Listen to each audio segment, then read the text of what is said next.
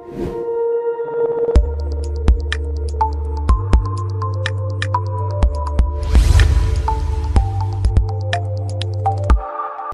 හැමදාම කියනවා වගේ දුවේ පුතේ ගැටලු විශාල ප්‍රමාණයක් අපි විසඳලා පුරුදු වෙලා තිබුණා. ශිෂ්‍යත්ව විභාගයේ කොහොම පහසු එකක් වෙන එක නෝර්මාල්. අද අපේ ගැටලුව අද මම ඔයාලට ඉදිරිපත් කරන ගැටලුව රටාස්විත ගැටලුව. මේක ටිකක් පේන්නේ නම් ටිකක් අමාරු වගේ තමයි. නමුත් හරිම ලේසි. බලමු මොකද්ද කියලා ගැටලුව. රථගාලක මෝටර රථ හා යතුරුපැදි 9ක් තිබුණු අතර ඒවායේ රෝධ ගණන 26කි. මෙහි ඇති මෝටර රථ හා යතුරුපැදි ගණන වෙන වෙනම දක්වන්න. රථගාලක් තියෙනවා. ඒ කියන්නේ වාහන නතර කරන තැනක් තියෙනවා දුවේ පුතේ. එතන මෝටර රථ සහ යතුරුපැදි 9ක් තියෙනවා. මේ දෙකේම මෝටර රථ සහ යතුරුපැදි වල රෝධවල එකතුව 26ක් ලු. දැන් අපෙන් අහනවා මෙතන තියෙන යතුරුපැදි කීයද මෝටර රථ කීයද කියලා අපෙන් අහනවා. බලමු මේක කොහොමද විසඳන්නේ කියලා. මේ පළවෙනි පියවර තමයි දුවේ පුතේ මේකේ. මුලින්ම කරන්නේ අඩු රෝධ ගණනින්. ඒ කියන්නේ යතුරුපැදි වල තියෙන රෝධ දෙකයිනේ. ඒ රෝධ දෙකෙන් අපි මුළු වාහන ගණන ගුණ කරනවා. ඒ කියන්නේ 2 ගුණ කරනවා 9 සමානයි කීයද 18ක්.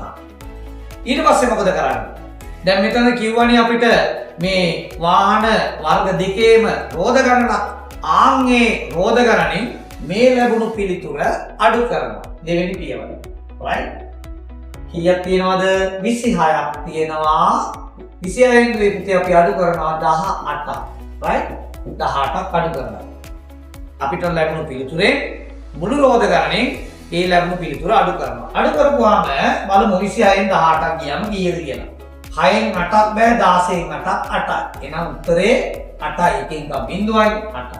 දැන් ඔන්න අපිට ආවා 8ක්. පිළිතුර 8ක් ආවා. තුන්වෙනි පියවර තමයි දෙන්නේ මේ වාහන වර්ග දෙකේ රෝධවල වෙනස තියෙනවනේ. නේද? දැන් අපි දන්නවා මෝටර රථයකට තියෙනවා රෝධ 4ක්, යතුරුපැදියට තියෙන්නේ රෝධ 2ක්. මේ රෝධ 4න් මේ දෙක අයින් කරනවා. වෙනස කියන්නේ ඒ වෙනසින් මෙන්න මේ ලැබුණු පිළිතුර වෙනවා. ඒ කියන්නේ 8 බෙදනවා වාහන වර්ගවල රෝධවල වෙනසින්. මෝටර රථයට තියෙනවා රෝධ 4ක්, යතුරුපැදියට තියෙනවා රෝධ 2ක්. එතකොට 4න් 2ක් අඩු වුණාම 2යි. අපි මේක 2කින් බෙදනවා. 8 2කින් බෙදුවාම පුතේ පිළිතුර 4යි. පිළිතුර 4යි. මේ නිරන්තරයෙන්ම මේ එන උත්තරේ පුතේ වැඩි රෝධ ගණනට අයිති වාහන ගණන. වැඩි රෝධ ගණනට අයිති වාහන ගණන. ඒ කියන්නේ මෝටර රථ කීයක් තියෙනවද? 4ක් තියෙනවා. මෝටර රථ කීයද? 4යි. මෝටර රථ 4යි. එතකොට මෝටර රථ 4යි නම් පුතේ දැන් මෙතන කිව්වේ අපිට මුළු වාහන ගණන කීයද? 9ක්නේ. 9න් 4ක් ගියාම 5යි. එතකොට 5ක් කියන්නේ මොනවද? යතුරුපැදි. මොනවද? යතුරුපැදි වල පැදි තමයි 5ක් තියෙන්නේ. දැන් අපිට හරිම ලේසි උත්තරය ගත්ත විදිය කොහමද? මෝටර රථ 4ක් තියෙනවා, යතුරුපැදි 5ක් තියෙනවා. මේ උත්තරේ හරිද කියලා බලමුකෝ. right. මෝටර රථ 4ට 4 වැඩි කරනවා රෝධ ගණනින්. සමානයි 16 නේද? එතකොට යතුරුපැදි 5යිනේ 5 වැඩි කරනවා රෝධ 2යිනේ යාට 5 2 10යි. ඔන්න උත්තරේ 26 ආවා. මුළු රෝධ ගණන ආවා නේද? මේ තියෙන්නේ මුළු රෝධ ගණන ආවා. හරි ලේසි නේද විසඳන්න? හරිම පහසුයි. දැන් මේක මම ගැටලුව දෙකක් දාලා තියෙනවා. අපි එහෙනම් දෙවෙනි ගැටලුවට ගිහින් බලමු. ඒකත් අපි කොහොමද විසඳන්නේ කියලා. ඔන්න දෙවෙනි ගැටලුවේ තියෙනවා රථගාලක මෝටර තහ යතුරුපැදි 29ක් තියෙනවා. කීයක් තියෙනවද? 29ක්. ඒවයේ රෝධ ගණන 88ක්. අර මම ඉස්සර වෙලා කරා වගේම අඩු රෝධ ගණනේ වාහන ගණන ගුණ කරනවා පළවෙනි පියවර හැටියට. ඔන්න පළවෙනි පියවර අඩු රෝධ ගණන තියෙන්නේ යතුරුපැදි වලනේ. කීයක්ද තියෙන්නේ? 2යිනේ. එහෙනම් 2කින් අපි 29 ගුණ කරනවා. 2 ගුණ කරනවා 29න්. right බලමු පිළිතුර කීයද කියලා.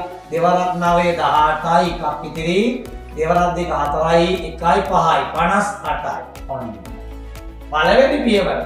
දෙවෙනි පියවර තමයි පුතේ මුළු රෝධ ගණනින් මේ ලැබුණු පිළිතුර අඩු කරනවා. ඒ කියන්නේ මුළු රෝධ 88යි 88න් 58ක් අඩු කරනවා. කීයද බලමු? 8න් 8 බිඳුවයි 8න් 5 3යි 30. එතකොට එනවා අපිට 30.